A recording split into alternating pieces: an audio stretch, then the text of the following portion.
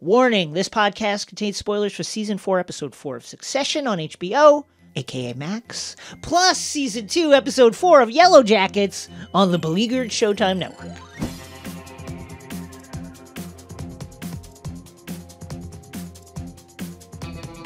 Hello, my name is Jason Concepcion. And I'm Rosie Knight.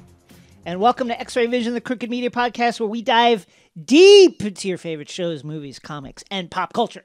In this episode, market moves, baby. Yeah! And the market's moving.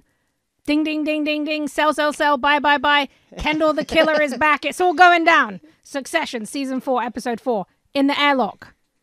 Stepping into that icy wilderness. For Yellowjackets, Season 2, Episode 4. Shocking things are occurring, as always. And in Nerd Out, a Yellowjackets theory from listener Cornelius. Oh, you love to hear it. Up next, market moves.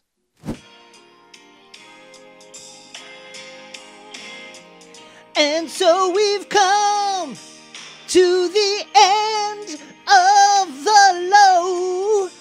I can't read your note. Is Ken's name crossed out? Is it underlined? This is Market Moves. That's right, it's Market Moves, your number one source for economic success. And coverage of Succession, Season 4, Episode 4, titled Honeymoon States, directed by Lorene Scafaria, director of Hustlers, and written by Jesse Armstrong, creator of the show, and Lucy Preble. We open, Rosie, on the day after Logan's death due to pulmonary embolism suffered whilst fishing his iPhone out of an airplane toilet, which means classy. It is now... What a classy way to go for a classy guy. Which means it's now time to scrabble over the skeletal remains of his empire and sew up his outstanding affairs. The kids are dealing with this loss in different ways. Roman is fine. He's just brushing his teeth. Ken is quietly shattered. Shiv, we learn, is pregnant. And which is unrelated, okay, to what is going on in the current plot, but that's obviously still a lot to deal with on top of everything else. Prop number one. First of all, shouts to our good friend H, co-host of Dune Pod, his partner, basically called that Shiv was pregnant, so a big "we were right" to H and H's partner. We were right. First prompt. It's a two-parter. Prompt A. Buy or sell the father of Shiv's child. Is it Tom, her current husband, soon-to-be ex-husband, we think? Is it Nate, her ex, who she had an ongoing affair with while she was married to Tom? Is it the random guy she met at the bar after Willa's disastrous Broadway play debut? Or literally anybody else. It could be anybody else. Remember, she pitched Tom on an open marriage on the night of their wedding. Rosie, I ask you, who is the father? Okay, I think it's 50-50 Tom. That makes the most sense to me, especially because there might be some kind of IVF situation, frozen embryos. They've had that conversation. Yeah. Or 50% that it's like a donor that Shiv chose because she wants to have a baby for succession reasons and doesn't want Tom involved. Let's be real. Tom has been trying to climb the ladder of the Roy family. He's still trying very desperately. He would love to have a Roy heir. So I don't know if Shiv would want to make that choice. But like you said, this is a lot to deal with. And I think this adds an interesting twist to the argument of succession, because Kendall always seemed like a good get simply because he had kids. So that continues the line. But Shiv now is pregnant, so that adds a little bit of competition there for the ongoing Roy line. Very interesting stuff. I did not see this one coming, but as you said, H and his partner absolutely did. A Roy of the blood is stirring in the womb of Siobhan Roy. I will say I'm going to buy Tom as the father. I think it is the father. I think it's a little too late to introduce some rando, although, you know, I did enjoy Nate's slimy offerings to the television program. And here is part B of the prompt. So Shiv is on the phone. Is Shiv sick? That's the prompt. Yes. And here is the evidence to lay out for, is Shiv unwell? She's on that call, and on that call to open the episode, she's not finding out she was pregnant on this episode. She appears to be finding out that something did not affect her current pregnancy. Mm-hmm. She's still carrying the baby, and therefore, whatever the call is about did not adversely affect her pregnancy. And then later in the episode, we see her trip and fall in a way that feels not just an opportunity to kind of add to her humiliation of being cut out of co-CEO. So I ask you now, is Shiv well? Do we think Shiv is well? I think Shiv is sick. I think your read on this is right. I couldn't tell if the call she was getting was about them testing to see if the IVF or the embryos had worked. But on second watch, it definitely seems more like something didn't negatively affect the baby. And she said, it's positive. The baby seems okay. I'm very interested to know, is Shiv sick? Is it something that is an ongoing illness like an MS? Yeah. Or something like that? Or is it cancer? Shiv definitely... There's a lot of things she does during this episode that I think hint that she is sick and she's trying to get what she can even in a really shit situation. So I'm very interested to see where this goes, especially as I think it was super producer Chris was talking about how Brian Cox did an interview where he said every episode of the rest of the season is just a day. So how much are we going to find out? And that makes sense after we watched this yesterday, one day later. So with, 6 episodes left, so essentially a week, what can we find out? But yeah, Shiv falling over. They were definitely playing into the men in those spaces are going to think she's frail. Right. But we know that's absolutely not Shiv's MO. So that happening is very much goes against the shell and the armor that she usually puts up in those spaces. So yeah, agreed. I think Shiv's sick, sadly. I do not believe she is well. Everyone gathers at Logan's former Manhattan palazzo for the settling of the affairs, plus the board vote for interim CEO. The attendees include various conservative luminaries. Colin, Logan's body man in jeans, much to the shock of the children. A man who certainly looks a lot like former National Security Advisor under Donald Trump, John Bolton. He of the let's just bomb Iran right now statements. GOP presidential candidate Mencken, who is a Nazi, but we don't actually see him, but certainly his secret security shows up. Sandy the Elder, Sandy the Younger, and Stewie, and of course Sandy the Elder, who we have not seen since he suffered a stroke, I believe it was, a health setback that has left him, that has either left him with a smile on his face, or he is just so happy to be here at Logan's wake, sort of wake. He can't believe he outlived him. He cannot believe it. Also there, Marcia, Logan's last official partner. That's the big surprise. Huge surprise. She is there. Of course, she would not miss this event. She casually drops that her and Logan have been phone sexing every evening. And talking every morning. He checks every plan over. This is such a shocking power play. It makes a lot of sense because why wouldn't she turn up? But she turns up. She very... conveniently reveals this secret that only she and Logan would know, and now Logan is dead. She's in a house that she owns, now that Logan is dead, and she is just stone fucking cold, man. She is a cold killer. She shouts to Willa for standing up for herself. Yes. So Marcia makes this very pointed, like, look at how far you've come. Referencing her marriage to Connor, and of course she is a former escort. And Willa defends herself. It's like, look at both of us. Look at how far both of us have come. Good for you, Willa. In the meantime, Marcia manages to run Carrie over with a fucking bulldozer. It drops her in a grave nearby Logan. Certainly not close enough that that she could say that she was buried with him, but like in the area. Yeah. And then also manages with incredible haste to sell the palazzo to Connor for some $63 million. Over the course of this day, 2 power centers emerge. There are the old folks, Carl, Frank, and Jerry, and the kids.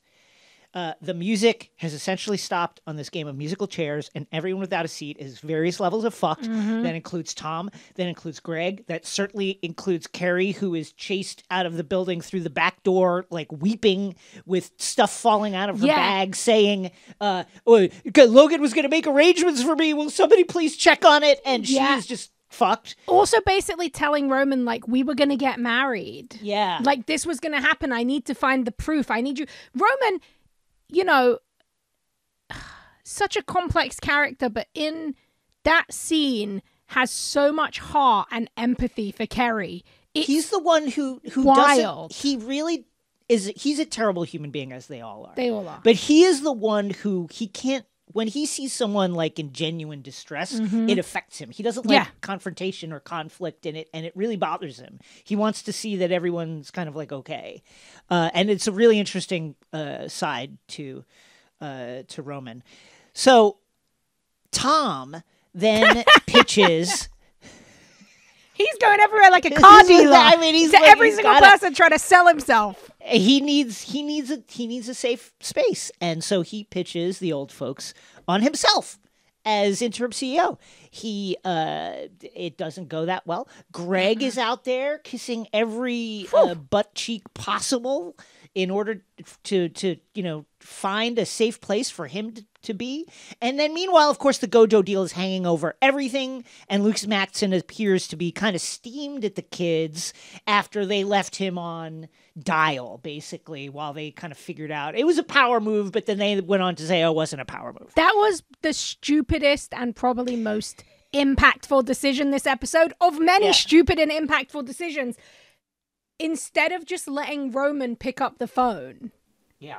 Connor, Kendall, no, we don't need to. Just let it ring out. And then they're in this kind of hilarious farce now where they're going to have to prove to Matson that they need to. Yeah. And, they're talking about they got to be there in 24 hours for the retreat. So I'm assuming we're going to get to see that next episode, which I would absolutely love because Matson is high. He's just wild. Prop number 2, real recognized real estate. How much of Connor's wealth is left after buying this house? Willa seemed a little concerned at the price tag. And recall, we have seen Connor, the child of Logan's first wife, not his more beloved second wife, where, Shiv, Ken, and Roman come from. And it has been intimated before that he doesn't have as much of a stake in the family business, or if maybe any stake in the family business, like the other kids. And also we've seen him in the past, most notably during Willa's Broadway play, begging for money from Logan. How much money does Connor have left after spending $63 million on the plots? He was also very worried about the taxes, which I get. I guess I get. I don't think he has enough money to buy the house. I think at all. I think he needs the Gojo deal to go through. Do you remember at karaoke how fucking scared he was that the deal wasn't going to go through? And then he called Logan and he snitched on them. One, right. Nobody needs $63 million for a house. 2, the house is ugly as fuck. 3, I understand why Connor wants it because it's an ultimate fuck you to Logan. Yes. 4, Marsha's a true G because she was not going to get that money from anywhere else right now in the housing market. She only from Connor. 0 time. She's ready. Like, I'm going to be looking for 60 to 70 million for it, and he's like 63, and she's like, good, done. Spits on her hand. Spits on her hand. It's done. So I think this would either wipe Connor out, or he actually might not have the liquidity to do it, and he's going to become very interested in the Gojo deal. He's gotta sell stuff. Like, he's got to sell the cars. He's got to sell the hyper decanting machine. He's got to sell Napoleon's dick. He's got to sell like the Josephine letters. It's a Connor yard sale is going to be happening outside the palazzo. I absolutely agree. I think I'm going to say that Connor is worth $50 million, and that he needs and an illiquid $50 million, and that he's got to move stuff around, plus get that Gojo money to go through in order for him to truly and finally and irrevocably purchase this palazzo, Manhattan palazzo that Willa is going to tear up the second they get into it. Whatever the game plan is here on this day is swiftly thrown into chaos when Frank, the executor of Logan's estate, discovers an undated piece of paper in Logan's private safe indicating that at one time Logan wanted Ken to be CEO, and then at some other time he either underlined Ken or crossed his name out. What do we do here, folks? Okay. The old folks, Carl and Frank, briefly discuss, hey, we could just, something could just happen to it. This piece of paper, what if it got lost? I'm with Carl on that Carl one. is like, to say. I think it would be terrible if it was lost. But what if it was? He's like, what if your hand just slipped? What if it shook and then a gust of wind took it and it flew away? And then Jerry comes in, is like, what are you guys up to? And they're like, we were just kind of like happily discussing this piece of paper that here says that Ken either is or isn't Logan's final wish as CEO. And we were wondering, like, gosh, what if this paper just fell in the toilet? And then she says, oh, that's very funny. P.S. I'm general counsel, so I can't play games like this. Prop number 3. How would you, Rosie Knight, speculating in a comic mode, a humorous vein, suggest getting rid of important legal documents?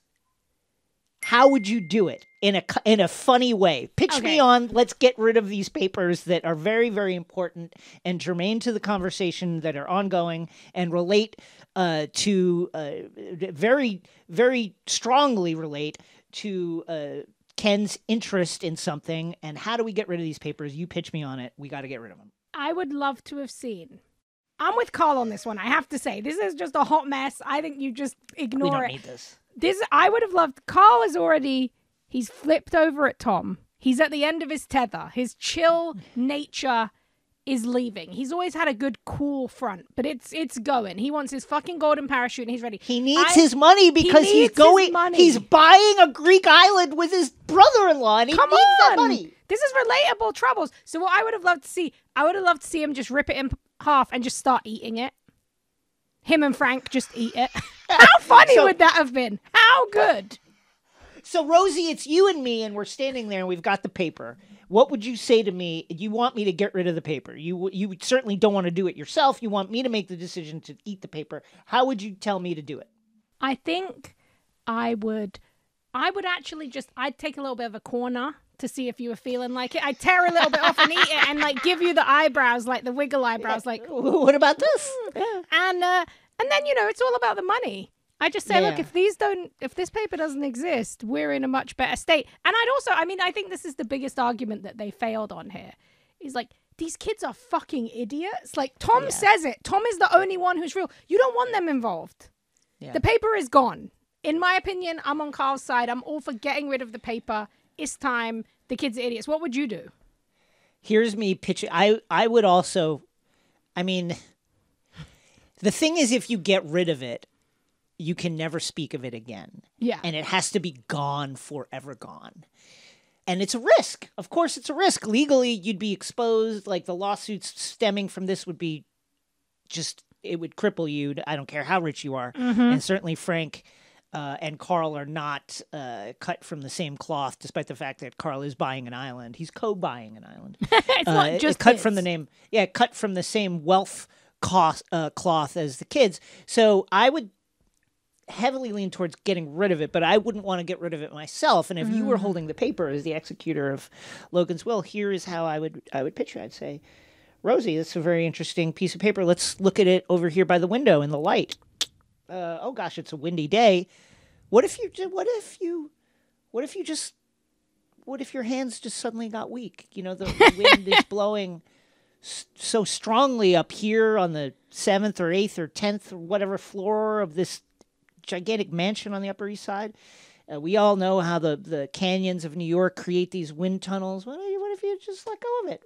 No, what if you just let go of that paper and it just flew away? It would be obviously, I think, a tragedy, and it would rob the Roy siblings of some of the context of their father's wishes in his final weeks, months, days. It's undated. Once again, we have to say that it's undated, but and that would be a tragedy. But what if it happened? It could happen. That's how I would do it. I think you're on the right track, because once it leaves that room, like if somebody did find it in a puddle in Central Park, it's nothing. Yeah. Oh, somebody just made that and printed it off at the internet cafe. No one's going to care. I like that. I also think, the old, oh no, I put it here next to my ashtray with my cigar in it. Burn that shit. Oh no, it's gone. Basically, many inventive ways, and I think they went about this the worst possible way, but the best possible way for unnecessary chaotic drama, which is what it absolutely instills. Well, the paper is then revealed, and chaos immediately ensues. First of all, the kids are like, well, I wonder if this changes anything. And certainly Ken says, well, I think it does, because my name is on the paper. And Shiv's like, yeah, but is it crossed out, or what is this? Is he crossing it out? Is he underlining? Like, I'm not saying it to be a jerk, but like legitimately the line goes through your name kind of for at least 40% of your name, space-wise. Ken and Roman eventually coalesce around a structure that they think makes sense. Now, they were both COO at one time, and that is kind of like the necessary, according to the bylaws, the next person up for interim CEO in the event that something happens to the CEO. So it would be weird, they both say, if we didn't both step up as interim CEO and, with this paper in hand. Certainly it seems like we have our fathers okay to go ahead and do that. Now, Shiv is like, well, what about me? What if we do a triarchy? We do three of us. And they're like, that feels kind of weird, doesn't it? Like 3 people feels a little too much. But I'll say, and honestly, I do think they have a point in that Shiv has never worked there. Now, she states, now I did do such and such project for Dad when I came in briefly and blah, blah, blah. But that, as Ken notes pointedly, but I think fairly, was make busy work for Dad. It wasn't really working there, as Ken and Roman both had. And so they both decide that Shiv is officially out, but will be unofficially in, as in everything that they decide she will be involved in. This, of course, is absolute bullshit, and they're going to cut her out. At the earliest possible convenience, she will be shoved overboard. Her and her unborn child will be walked down the gangplank, and she will go into the waters and sink below the waters and never be seen again. The board then votes, and guess what? Ken and Roman ascend the mountaintop for the interim as co-CEO. Hugo and Carolina then raise the issue, now that the 2 boys are in the driver's seat, of a statement. And here's the 2 options. We go positive. We burnish Logan's coffin and his reputation, and we say what a legend he was and how his empire is in safe hands with the Roy boys, who are going to do just exactly what Logan wanted to do and would have done had he been alive. Or, not in a mean way, but maybe we go negative and we say, hey, Logan was fucking his assistant. He was a piece of shit. He covered up all the crew's sexual assaults, all that kind of stuff. He was slipping, peed his pants, couldn't walk back to the house when we were over in Montauk pitching what's his name. Was slipping. Various health concerns, and therefore here's a new vital age with youth and vigor and strength at the helm, and we're going to chart a brand new course. What do you say? The kids basically decide, let's not piss on our father's memory, and let's go positive. Then Ken goes over to Hugo by himself, pulls Hugo aside and says, hey, remember that thing in the cold open where I walked past you and I heard you arguing with a person that turned out to be your daughter, Juliet? And what had occurred was you leaked the news that Logan was dead to your daughter, who you say you never speak to, but apparently you spoke to on this day. And then she went and did some insider trading, selling Waystar stock before the news broke. thereby avoiding losing a bunch of money. What if I go to the SEC with that? Or you could go negative, and you're not going to tell Roman, you're not going to tell Caroline, and you're just going to do it on your own, and you're just going to fucking eat this shit. And Hugo's like, I guess I will. Prop number 4, Rosie. The Ken document. Underlined or crossed out? It's crossed out. I'm a full crossed out believer. Look, we know how Logan felt. I love this choice, and I love what they've done with this season, which is basically just taking us back 4 years, taking us back to the beginning. As Frank says, Logan did want Kendall to succeed him at some points. At certain points. Certain points. It's happened. It was kind of like that in the first season. That's what we thought. That's what Kendall thought. But I believe that was crossed out. 100%. Whoever wrote that line on that paper, give them the awards. Oh, it's because so it is so well done. But yeah, I am a crossed out believer. I think that ironically, Logan would be incredibly happy with the way that Kendall is behaving in all of this, and Kendall has basically become the monster that Logan always wanted him to be. I agree with you. I think that when Ken says it's what Dad would have done, he's one, right. It's exactly what Logan would have done.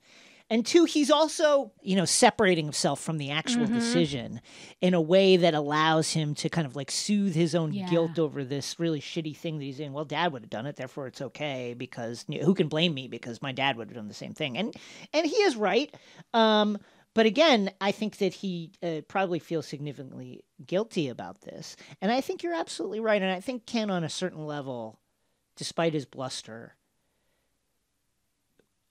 probably suspects that it was a cross out. I mean, again, we see him looking the at line it on the goes, phone. It doesn't go through the whole name, but it goes through like 3 or 4 letters of the, like it kind of starts low and comes up, and it certainly looks like a quick cross out that it partially goes under the name.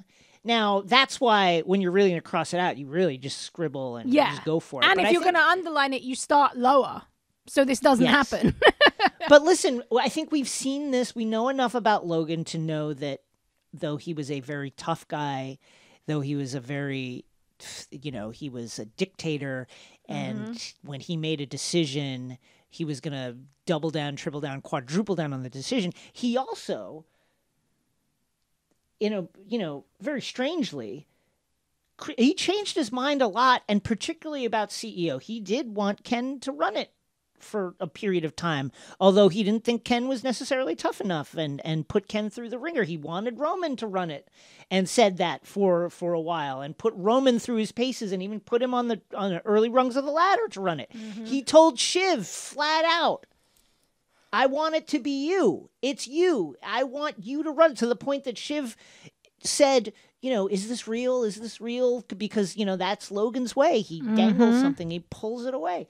I think when he drafted the document, the original document, I think he probably did want Ken to be CEO. And I think when he crossed it out, he didn't want Ken to be CEO exactly. anymore. Okay, let me ask you one more question, because I think, when do you think the document is from? I think it's from the first season, because one of the funniest, one of my favorite things about it is on the document, he just wrote Greg ? Now, Greg was like, oh, this is because he wants me to be Kendall's number 2. And everyone's like, nice try. I like to think it's because Greg just showed up. Frank laughed at that. I love Frank's He was laugh. like, good job. Nice good try. I appreciate that. Like, I like to think that Logan wrote that like at the timeline of the first episode, where he's just like, Greg, like, who the fuck is that? Because he just showed up. Yeah, like, who is Greg ? Who? Who? I think that's probably right. And I think that when he crossed it out, I also think it's a cross out. I think he crossed it out. And I think he crossed it out. I think he crossed it out when Ken killed the guy. Yeah. When Ken killed the waiter. Yeah. That's when he was like, well, he killed the waiter. He's like cross it out. Yeah, he's, at that point, he's just a reckless risk for your business. I found the scene, any time, because these characters, they're like spiders in a jar with nothing to eat but each other. And so whenever there's like a moment of kindness or gratitude, it is, you just see it and you notice it, and it lands with incredible strength and power. And there was that moment where, you know, like Ken has betrayed / backstabbed / undercut / left Stewie, his former college friend, like hanging a million times.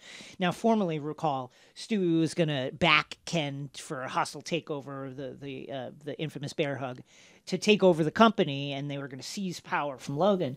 But then, because Ken killed the guy, he couldn't do it anymore because, as he says to Stewie in this scene, he says there was no card he was going to play against me, a.k.a. my dad was basically going to tell the world that I killed a guy, and I was going to be screwed. But then they have this back and forth, and Stewie makes a very funny Stewie kind of burn about how, I heard Logan died when he saw your he died choking when he saw your business plan for peace.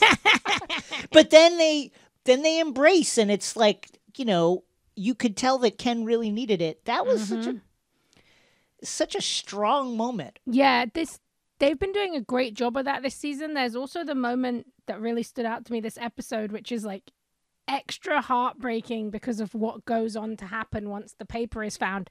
But when Ken, Rome, and Shiv are reading the obits about their dad, and they're like translating what it means. So they'll be like, a man of his era, and they're like, he was a racist. Racist. And there's this like absolute bonding and love and kind of laughter and lightness that we never get to see them share. And it's that moment of solidarity of what they've done, how they kind of beat Logan in the end, how he died. And then obviously Logan manages to fuck it up beyond the grave with some doodles. But I love that. Yeah, those two moments really stood out to me because same with Rome being nice to Kerry. When you see that was like such a kindness. Also, Rome was very upset by the PR plan to like shit on Logan. He doesn't like he does not like conflict. He does not like it, which is ironic because he has arguably more reason. Him and Connor, I would say, are up there for like people that Logan treated the worst. Yeah. I wonder if that softness and that kind of emotionality that we see with Kerry, that we see there in that moment, how is that going to affect him and Ken? I actually think Shiv is better off not being involved because I think Kendall's going to absolutely destroy Roman in pursuit for this power. I agree with you. I think what we're seeing is much like a Sith Lord, the rule of two. Yep. I think we're seeing Ken step into the cape of his evil father here, especially with the moves he made at the end and the way he just instinctively cuts Roman and, of course, Shiv out of this decision towards the end. I will say that one thing, thinking about, again, that moment with Roman and Kerry, he reminds me of, one of my other favorite shows, Mad Men. Pete Campbell from Mad Men, who was a piece of shit, sexual assaulter, was out like hitting on teenage nannies that his neighbor had, but was also like strangely the guy who would like go at his coworkers for being racist about stuff, and got absolutely up in arms when someone said something disparaging about Martin Luther King and didn't understand why nobody wanted to sell products to the black market. Very conflicting guy, and I feel that with Roman. The way it's like he's conflict averse, but also like an absolutely horrendous person whose politics probably hew pretty closely to Mencken, the Nazis. Yeah, but there's some kind of moral compass, like a fucked up moral compass that he has. On like a 1-to-1 basis. But like, then he's also the guy who like offered like a child like $1 million, remember? Like if during the softball game at the very first episode of the show. So he's just a very, very strange guy. What an incredible season of Succession this is. I wish we had another. I wish there was another season. Me too. I wish it was not ending. Stay tuned for more market moves in your podcast feed. Do you want to be wealthy like us? Do you want to be rich? Do you want to get ahead like us? Do you want to be successful like us? Do you want to be climbing a ladder made of the skulls of the people who dared bet against you in life, in your personal life, in your career, all of it? Do you want to just like be ripping spines of your enemies out and then eating their eyeballs out, and all the while commas and digits are just increasing in your bank accounts all the time. Listen to Market Moves. Stocks, bonds, trading. Dollars. Listen to it all. Market Moves every Wednesday. Up next, Yellowjackets. We're stepping out of the airlock and into Yellowjackets Season 2, Episode 4. Let's go. Almost halfway through the season and things are getting absolutely wild. This episode is called Old Wounds, was directed by Scott Winan and written by Julia Bicknell and Liz Fang. In the 90s wilderness, it's chilly. It's cold. It is cold. It's snowy. Oh, boy. And Ty and Van are out in the woods. Seems like a bad idea, but sure, they have a mission. They are marketing the trees that Nighttime Ty has been leading them to. Van wants Ty to tell Lottie she's still on that kind of trip. She wants her to tell Lottie so that Lottie can work out what Ty's supernatural connection to the forest is, but Ty is having none of it. She's still very firmly on team logic at this point. Probably should have listened to Van, because in the modern day, I agree.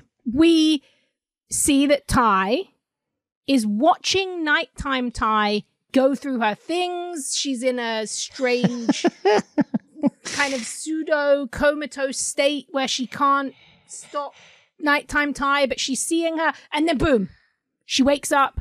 She's out of gas in her car, or her assistant's car, I actually believe, in a rural roadside space next to a forest, and all that she has in the car is a file next to her that says Yellowjackets. Dun, dun, dun! Dun, dun, dun!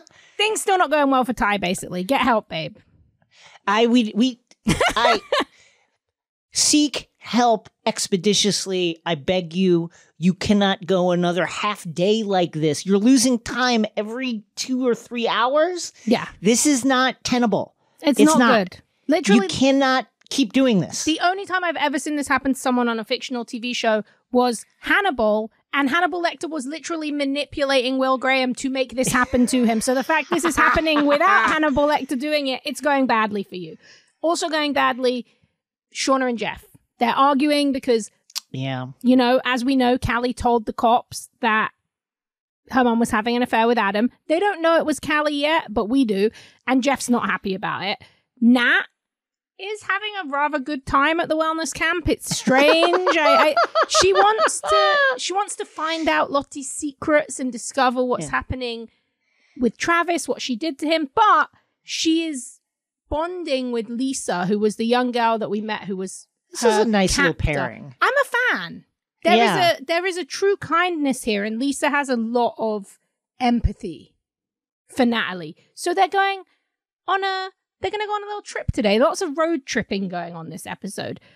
Speaking of road trips, Misty, she is still very worried about Nat, and basically all of her friends have forgotten about her. Shauna's wrapped up in, doing a murder. Ty has multiple personalities, one of whom only wakes up at nighttime, and Natalie has been kidnapped and is a cult. So Misty really wants to find out what's going on, and she's teaming up with Walter to go on the second road trip this episode so that she can find out where Nat is and follow the purple people to what we know is Lottie's compound, but she is still trying to work it out.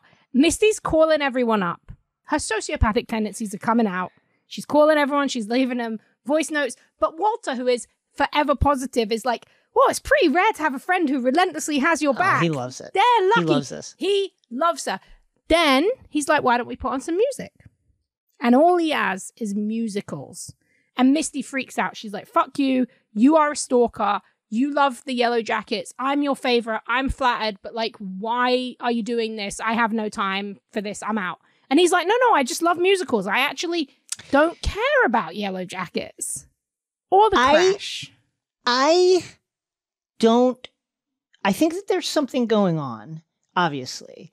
And I think he doth, as we said in the previous episode, I think he doth protest a little too much. That said, I'm skipping ahead a little bit, but when that side-by-side sequence where we see Misty and Walter kind of both going through their same OCD paranoia routines of checking their hotel room for bugs and using a black light and doing all this stuff, unscrewing the lamps, everything, led me to feel like I think you only do that if there is something while he is hiding something. I think there is something innocent-ish about what he's doing. I think he's looking for a kindred spirit. And I did believe this could just be Elijah Wood's incredible acting. He's so good in this role. But I did believe him when he said he didn't care. He was like, that was 30 years ago. He didn't even get the number right. He's like, that's irrelevant to me. I care about new crimes. And really, I just want to work with you because you're a famous true crime detective on the Reddit boards. So, those two, they're doing their thing. Interestingly, we get this. They put on, a musical number, and then we jump back to the 90s and we see Crystal and Misty singing that same song. Mm-hmm. And those two are obviously just getting incredibly close. It's very cute. It's very positive for Misty. Shauna is not feeling positive. She's accusing the crew of stealing meat. Mari's then like, well, it was probably Coach Ben. And Coach Ben's like, well, you know what? Alarming. Yeah. He was like, fuck you. Like, what would you do about it? Like, he's really trying to become dinner. I truly believe it. But also, like, I think he makes a great point, which is like, what am I going to hobble out to the meat shed? That is true. And then carry the meat, like, I'm on crutches. I have one leg. How am I going to carry the meat back? Like, how am I going to do all that? He makes that good point, but then he does follow up by saying, like, what are you going to do? Eat me? I mean, it's a pressing concern, and I do wonder if they won't eat him. Yeah, I think they're gonna eat him. He's on my. If I was doing a ranking list of most likely to be snacked on in Yellowjackets, he would be number one. Nat tries to cool it down and sort of says, "Look, I'm just trying to help everyone survive." Mari turns on Nat and is like, "You're the reason this is all a problem because you won't drink Lottie's blood tea. You won't let her bless you." And Nat says very pointedly and very truthfully, like, me and Travis are the only one who actually do any hunting. Yes. Everything that's happened with Lottie is just a coincidence. They don't believe it. And in one of the stupidest choices in the situation, but one of the smartest and most realistic teenage narrative choices they make in this, they decide that they're going to do a game where Nat's going to go out and hunt, Lottie's going to go out without a gun because Mary says she doesn't need it. She doesn't need it. And it's a very interesting setup because we kind of see how Lottie is she is not the leader that we kind of thought she was. She's almost unintentionally being pushed into this position because of these visions that she's had, because of these things that she's seen. And the girls are putting her on this pedestal. And not only that, but they're not giving her equal footing. So she heads off, Nat has a gun, and Lottie has nothing other than, blood magic. If I was Nat, I would be like, am I going insane? Mm-hmm. We're the ones who go out with the gun and shoot the thing and come back. Lottie is just sitting here. Even though it's her idea.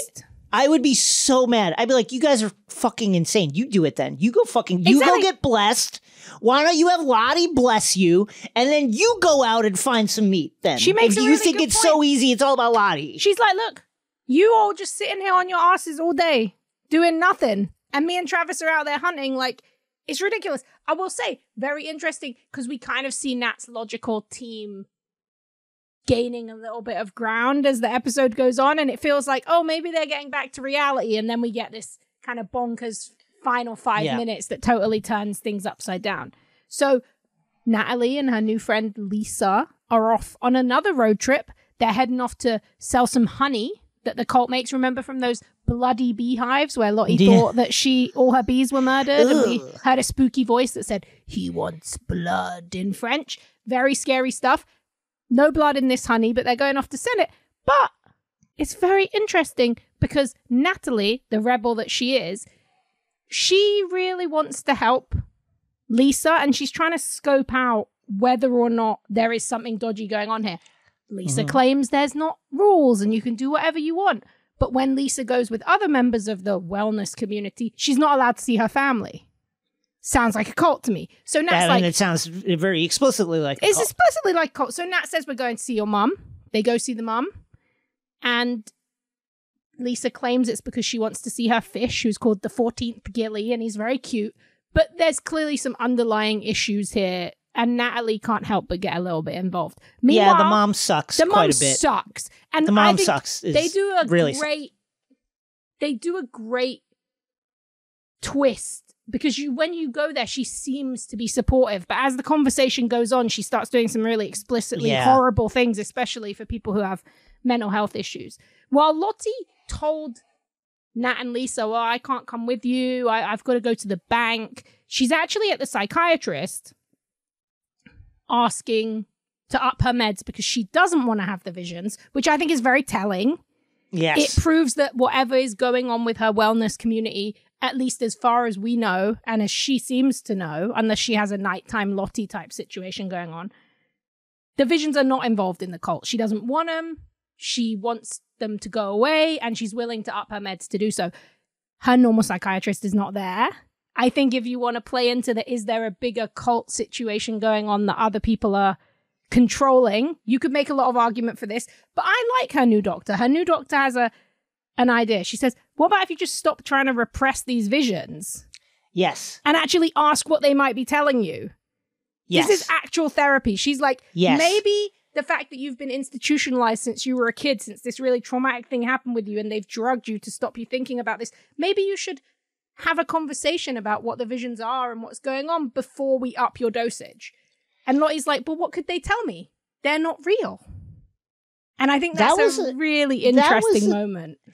That was the moment where I realized that they've done something very interesting, which is set up Lottie to be a lot more ominous figure and then subverted that and let you know that whatever is going, Lottie is a victim of it as well, a passenger to it. Yeah. She has at some point in the past come to the realization that her visions, perhaps because they're too troubling or too violent or whatever, are not messages, are not prophecies, are not real. And she just really just wants them at this point to stop, but has also somehow managed to kind of parlay the mystique around them to having, I mean, I'm still calling it a cult, to be able to kind of like attract people to her and form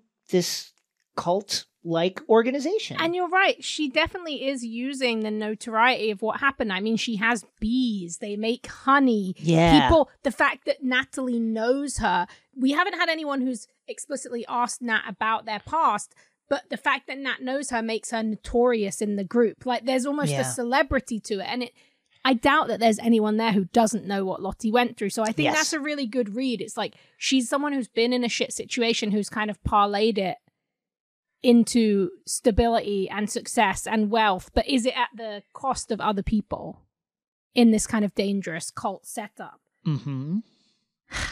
Shauna.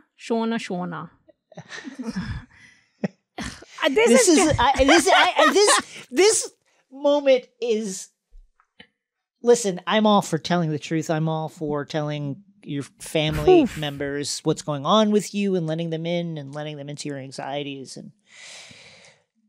But this choice that Shauna makes, you could not get this out of me by waterboarding. No, there's no way. It doesn't anyway, matter. Torture, never going to happen. So, Shauna, after a great kind of suburban mum interaction that I think most of our parents probably had, where she thanks, the parent of Callie's friend, and she says, oh, thanks for having Callie over. I should start paying you because she's there so much.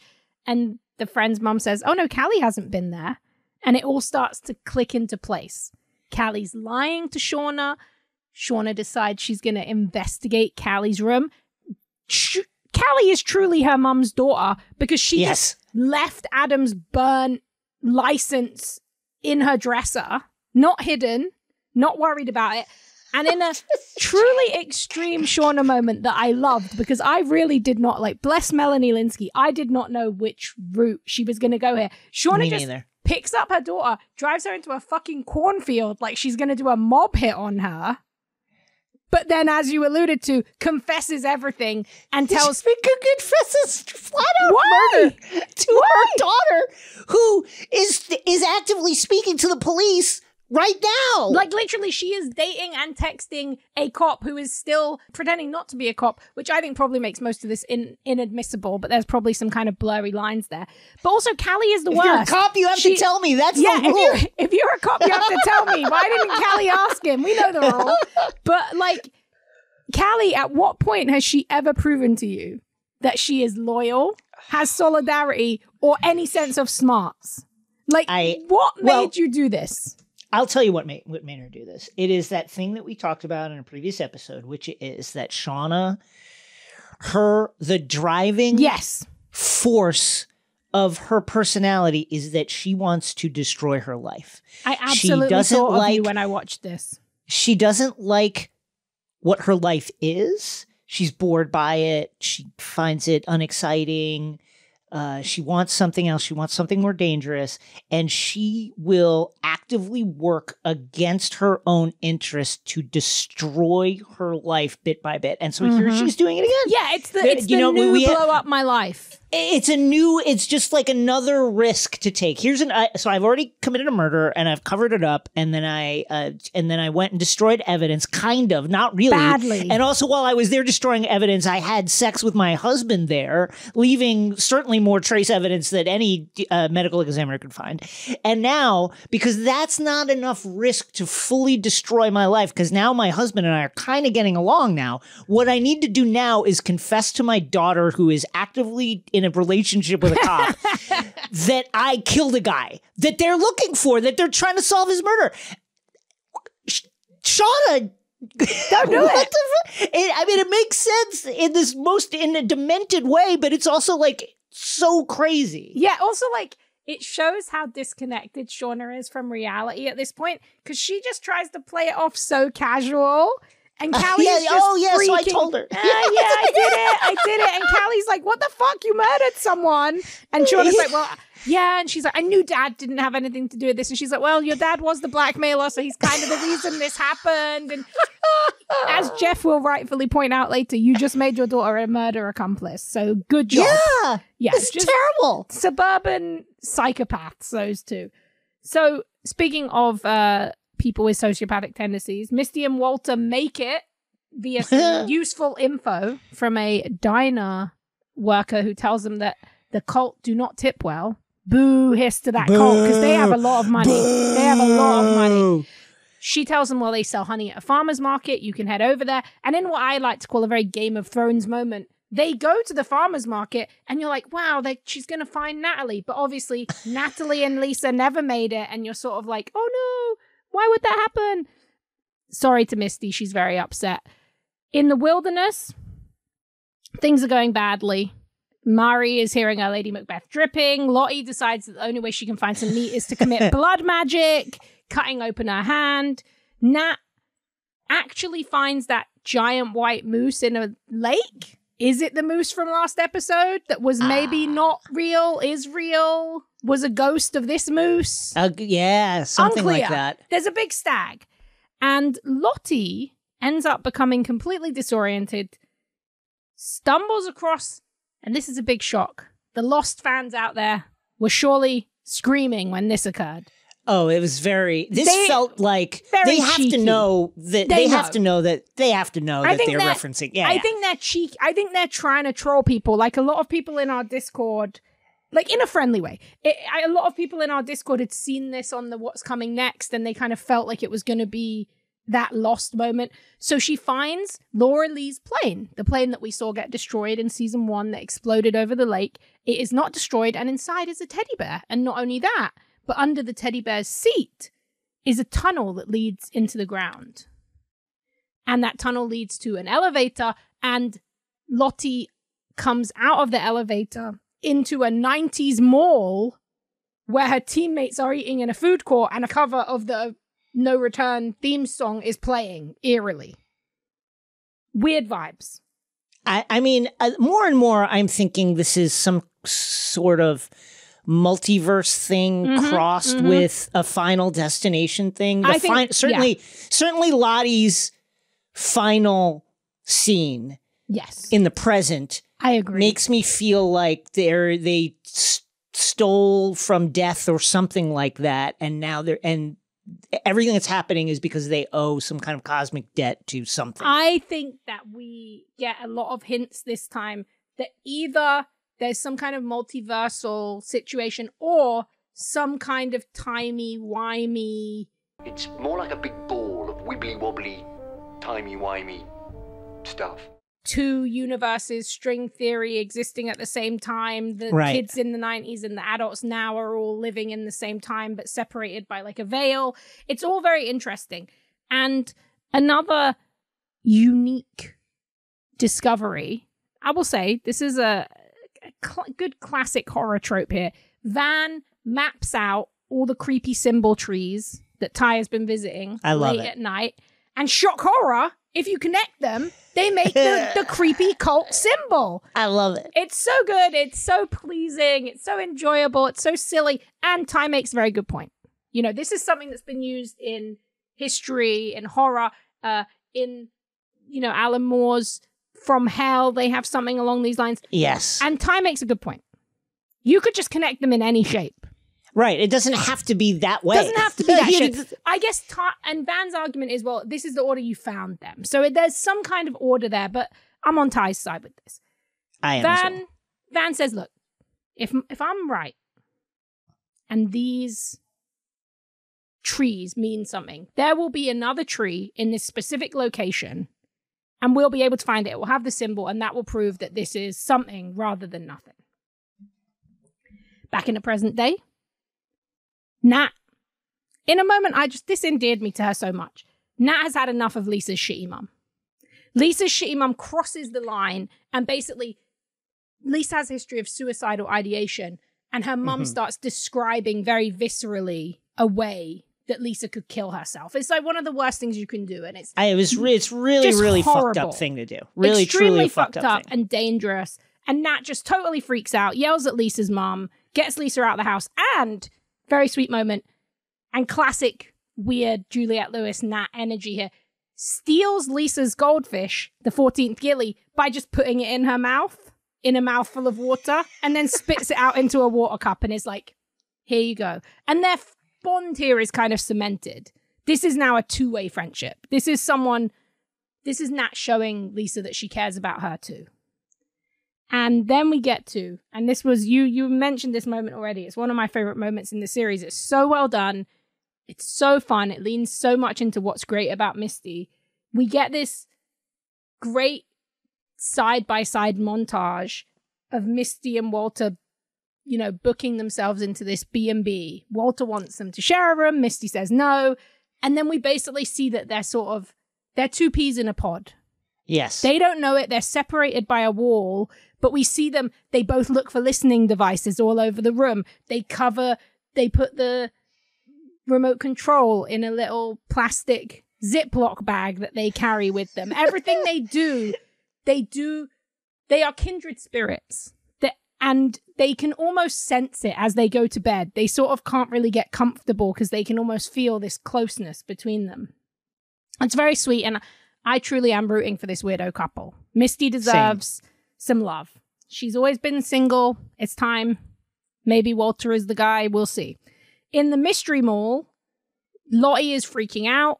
She's sitting at the table and her friends are kind of ragging on her and she wants to eat the food, but she's also really cold and she's starting to realize that the mall is not real. Sorry to the Lost fans. It's a hallucination. And of course, she's actually freezing in the middle of the forest and the friends are just figments of her imagination trying to help her keep safe.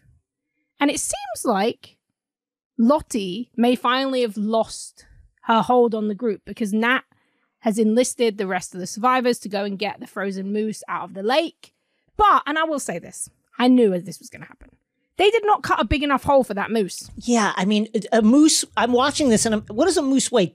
2,000 pounds? Yeah, like 2,500 pounds? Like, how heavy is there is no way, like, 8 young people. Starving people. Standing on ice. I'm gonna fucking drag a moose out of the water. No way. What they should have done, look, water is like flotation. If they'd have cut around the whole moose, maybe the moose would have risen a little bit. Instead, they tie a thing around its neck.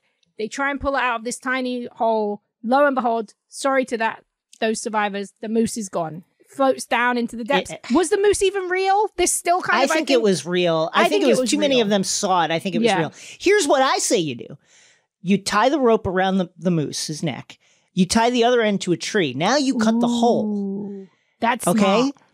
Now you cut the hole because the ice was the thing that was keeping it up. So if you're tied to a tree, and then you just try and slowly pull it up as much as you can, retying on the tree so that at least there's an anchor, and you're not there holding on to the other end of a 2-ton animal that's dragging you into the water. Yeah, that's a good point, and it is truly.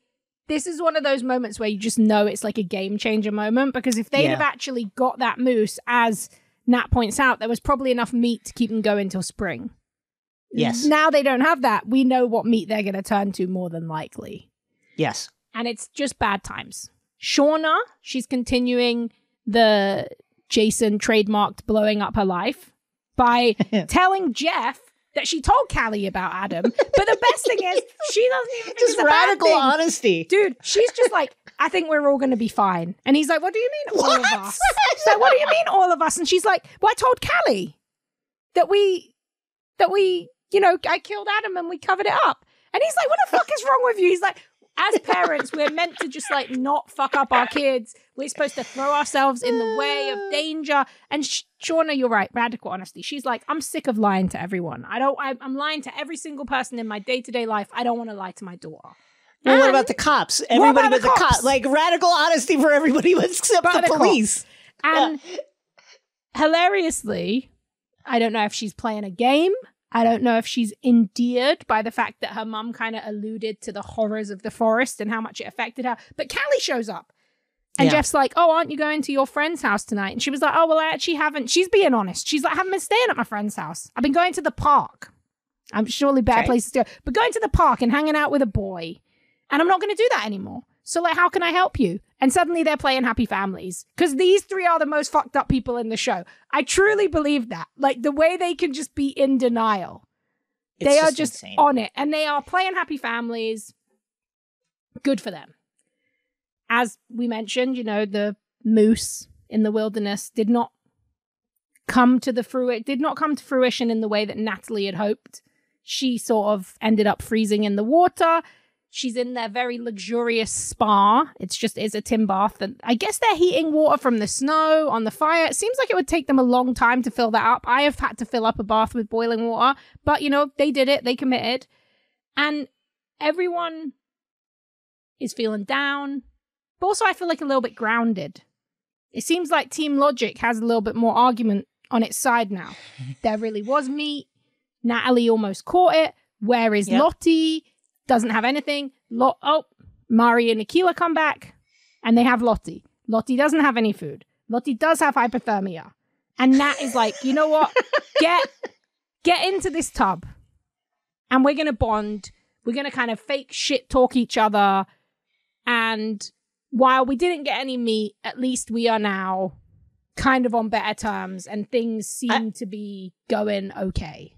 One thing that I think this is a wonderful gesture. And of course, like, this is obviously Lottie is in real treacherous straits health-wise, you know.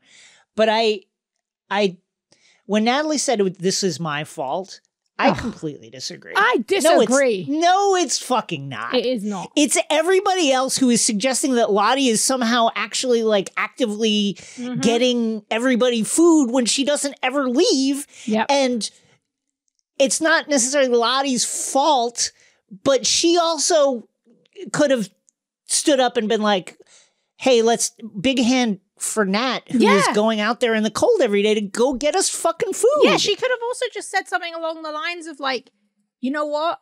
The reason that Nat and Travis haven't gotten enough food at the moment is because it's winter, but I think if we all come together, we can we each have a part to play, and she can keep making them the blood tea. She didn't have to go along with the game. I agree with you. I do not believe that it's Natalie's fault. Also, Natalie was happy for them to split the gun or to flip a coin and you know, have Lottie perhaps have the gun. But yeah, I disagree. It is not Natalie's fault. Natalie is truly one of the realest and smartest people left in that forest. Yeah, absolutely. Lottie is definitely in a bit of like a disassociative state, I think, at that point where she's just letting things happen to her. And she is re-entering that place, I feel like, in the present. She's going through affirmation cards, I suppose, that people have written from the wellness group. And she starts to see ominous cards that say things like, I'm grateful for my friends. And then she sees a Queen of Hearts playing card. And it's all getting with the eyes crossed out. It's very creepy, very horror. And she decides she's going to get her trusty knife, that, by the way, she could have taken a knife into that forest, just saying, in the 90s. But she gets her adult knife. She goes back to the blood magic ways. And she cuts her hand over a strange stump that looks very similar to the stump that everyone is obsessed with in the 90s, the warm stump. Now, this, I think, is our biggest multiversal / timey-wimey, like, weird string theory-esque hint, because she cuts her hand open and bleeds onto the stump, and she says something along the lines of, like, kill us just enough, which I think, like you said, it alludes to this Final Destination-esque theory. Yeah. And as she does it, Ty and Van find the stump in the past. And obviously that's just good editing probably, but it feels like there's something important there. Like the magic that Lottie's doing in the future is actually affecting things in the past rather than in the present day. And that becomes even more of an intriguing theory when they see someone running through the woods immediately after discovering the weird melting snow stump. And they chase him down, and in a shocking twist that will surely upend everything, they find that the mysterious, wintry figure is none other than Harvey. Dun, dun, dun! He's alive! He's alive! How did he stay alive? This is the big question going forward. 2 months, well, at least. I think he must be... It's got to be some multiversal thing, and he is in that pocket dimension, that place or something. And I like that. Whether it was the blood that called him out or whatever, that's the only thing that makes sense. Or there's a real hatch. Yeah, there's a hatch. There's a real hatch, or because they covered a lot of ground. They really searched for him, and so no surprises. They take Harvey back, and Team Supernatural is just going absolutely wild. Nat can't believe it. She is fucked. Because she is she? I think you can just say, well, I did find the pants, and I thought that's what it was. But I would agree that is the route she should take. But as some eagle-eyed X-Ray Vision listeners pointed out, she did technically fake Harvey's death with a pair of bloody shorts that she planted in the woods. Because she wanted Travis to get over it and not spend all his time... She could still could just say she found them. These are not your shorts, honey? Yeah, my bad. I thought I did find them, but I thought they were yours. Shorts out here. Yeah. So I think that's the way she should play it.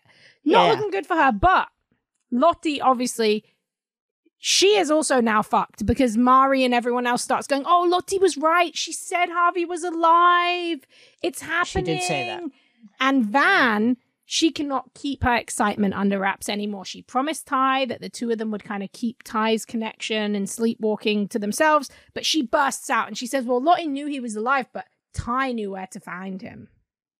Ty was the one who took us there, who has this connection to the forest, and we're going to work out what it is. Dun, dun, dun! Dun, dun, dun. And that is not the only shocking return, because Ty, in the present day, after hitchhiking very dangerously across Pennsylvania with a trucker who she buys a wonderful naked woman pen from. She gets there safely. Good for her, because honestly, I think getting into a truck with a man... He is one of her constituents. He's one of her constituents. Which is nice. Yeah, good for him. He voted for her. So she survives. That's huge. And she ends up in a small town. She gets out the car. She heads towards a VHS video store with a pride flag outside. I knew it was coming. You had to. You see the pride flag, you see the cool VHS. You go inside, and there's a beautiful ginger woman wearing flannel, played by Lauren Ambrose. It's adult Van. She's there. Let's go! It's happening. And she's standing in front of a board with different tapes that she recommends, all of which are absolutely just me and my friend James talking about great movie. Great really taste great there. movies, and also definite allusions to the things that we see happen in Yellowjackets and the kind of first season. So yeah, the immortal lesbians, they're back. Hopefully Van can help Ty. We're going to be very close to that halfway mark. Next week is the halfway mark of this season. And we still have absolutely no idea what's going on, but it's a joy. It's a joyous ride. It's really a joy. It is really a joy. Yeah, I think more and more that you're kind of right about the present affecting somehow the past. Some kind of looper rules. You know, some like kind of time travel that's connected. There's something like that occurring where the show, I don't know necessarily how it would work yet, but what if, you know, we think this show is being edited together, we're cutting backward, we're coming back to the present, we're flashing back. But what if, like, somehow this is linear? Somehow this is all happening linearly. I wonder that too. If we're going to if we're imagining, hypothetically, Tim foiling it, going full Lost, there is a version where everything they're experiencing is actually happening at the same time, where they're either experiencing a vision of what their future could be, they're in some kind of strange space. You know, we've talked about, I think in the Discord, the idea that you floated about some kind of nuclear army base is very popular.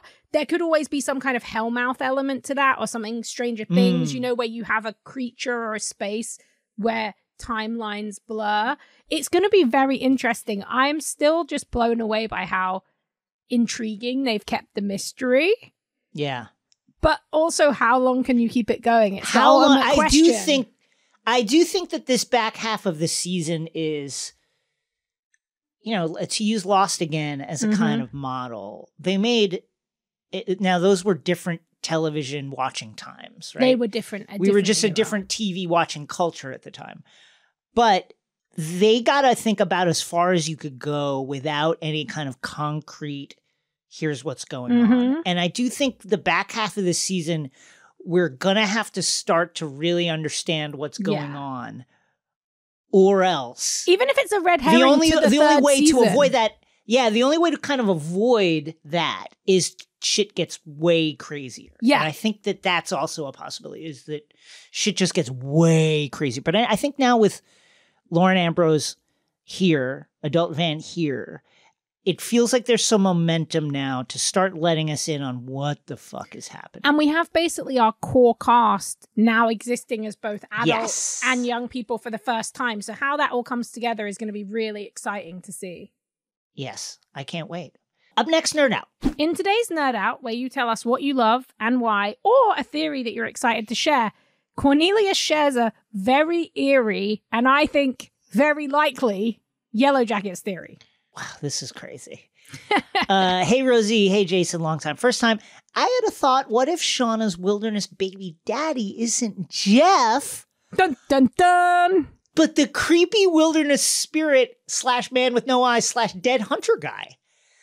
What if the reason Shauna's baby isn't a thing or even referenced in the present is because it was a creepy Melisandre-style smoke baby or something? Then the, quote, he inside of Shauna wanting blood, etc. makes more sense.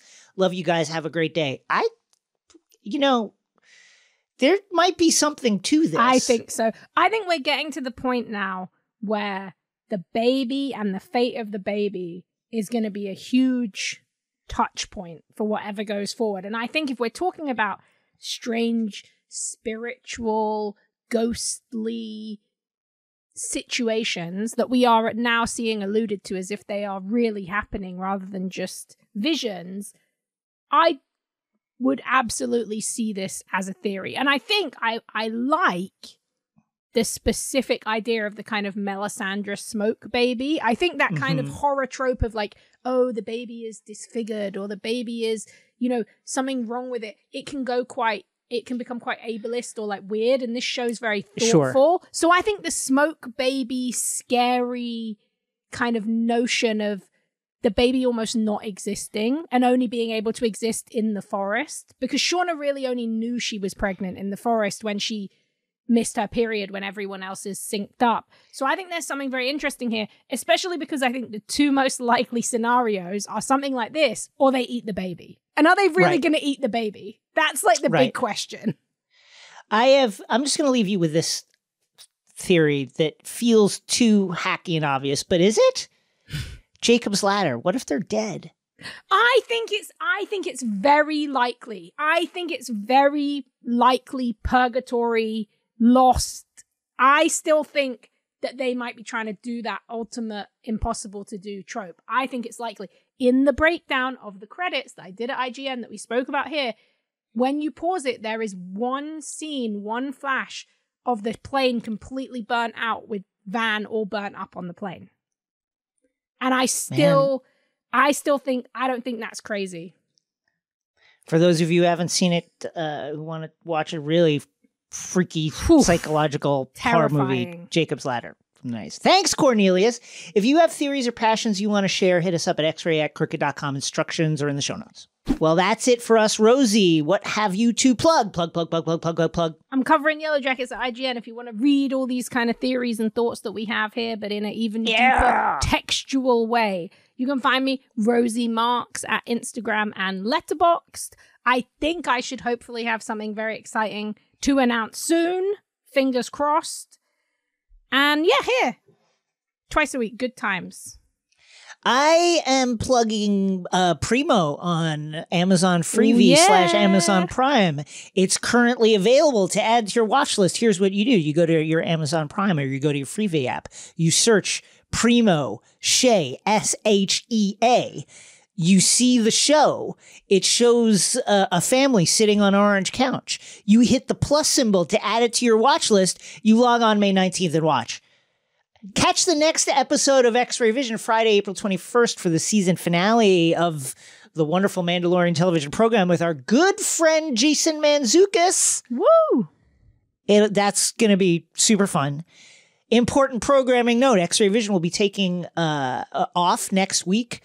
That's both episodes next week. We will be going dark. That means no new episodes of the pod on Wednesday, April 26th and Friday, April 28th. If you miss us, make sure to subscribe on YouTube where you can watch full episodes of the show.